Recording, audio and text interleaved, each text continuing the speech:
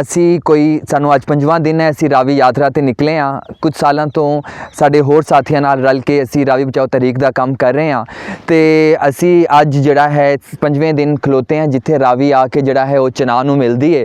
ਸਾਡੀ ਇਸ ਰਾਵੀ ਯਾਤਰਾ ਦੇ ਜਿਹੜੀ ਹਨ ਉਹ 3 ਡਿਮਾਂਡ ਸਨ ਜਿਨ੍ਹਾਂ ਨੂੰ ਲੈ ਕੇ ਅਸੀਂ ਲਾਹੌਰੋਂ ਨਿਕਲੇ।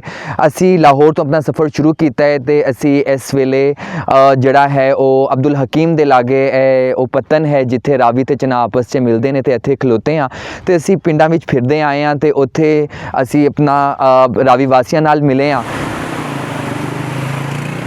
ਇਸ ਵੇਲੇ ਹੈਡ ਵੱਲੋਂ ਕੀ ਇੰਨੀ ਬੋ ਹੈ ਕਿ ਤੁਹਾਡਾ ਖਲੋਵਣ ਜਿਹੜਾ ਹੈ ਔਖਾ ਹੁੰਦਾ ਹੈ। ਤੁਸੀਂ ਇਹ ਦਰਿਆ ਵਿੱਚ ਝੱਗ ਵੇਖ ਰਹੇ ਹੋ, ਇਹ ਸਾਰੀ ਉਸ ਜ਼ਹਿਰ ਦੀ ਝੱਗ ਹੈ ਜਿਹੜਾ ਫੈਕਟਰੀਆਂ ਇਸ ਵੇਲੇ ਕਿੰਨਾ ਇੰਡਸਟਰੀਅਲ ਏਰੀਆ ਹੈ, ਪੂਰੇ ਲਾਹੌਰ ਦੇ ਇੰਡਸਟਰੀਅਲ ਏਰੀਆ ਦਾ ਪਾਣੀ, ਉੱਥੋਂ ਸ਼ੇਖੂਪੁਰਾ ਦਾ, ਲਾਇਲਪੁਰ ਦੀ ਇੰਡਸਟਰੀ ਦਾ ਪਾਣੀ ਇਹ ਆ ਕੇ ਇੱਥੇ ਜਿਹੜਾ ਹੈ ਉਹ ਇਕੱਠਾ ਹੋ ਰਿਹਾ ਹੈ। ਫਿਰ ਪੂਰੇ ਲਾਹੌਰ ਦਾ ਸੀਵਰੇਜ ਇੱਥੇ ਆ ਕੇ ਇਕੱਠਾ ਹੋ ਰਿਹਾ ਹੈ ਤੇ ਹੋਰ ਵੀ ਨਾਲ ਜਿੱਥੋਂ ਸਾਡੇ ਦਰਿਆ ਲੰਘਦੇ ਨੇ ਤੇ ਪੂਰੇ ਸ਼ਹਿਰਾਂ ਦਾ ਸੀਵਰੇਜ ਦਰਿਆਵਾਂ ਪਾਇਆ ਜਾਂਦਾ ਹੈ। ਸਿਰਫ ਪਾਕਿਸਤਾਨ ਦਾ ਗੰਦ ਨਹੀਂ ਹੈ ਬਲਕਿ ਇਹਦੇ ਵਿੱਚੋਂ ਇੰਡੀਆ ਵਿੱਚੋਂ ਵੀ ਪਾਣੀ ਤਾਂ ਨਹੀਂ ਆ ਰਿਹਾ ਪਰ ਗੰਦ ਆ ਰਿਹਾ ਹੈ ਹਡਿਆਰਾ ਡਰੇਨ ਦੀ ਸੂਰਤ ਵਿੱਚ।